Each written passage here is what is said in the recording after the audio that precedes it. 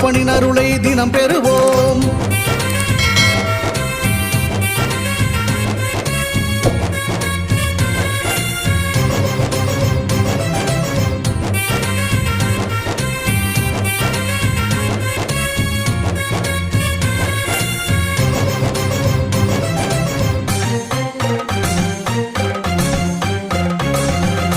அல்லும் பகலும் அலைந்தேன், விதி அழைத்திடும் பாதையில் பயணம் தினம் செய்தேன்.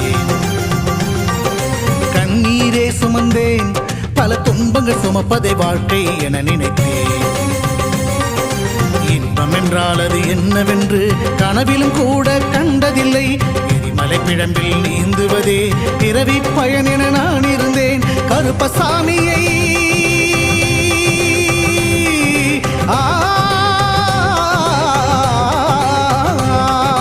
கருப்பசாமியை பார்த்தவுடன் விதிகளும் விலகி ஓடியதே.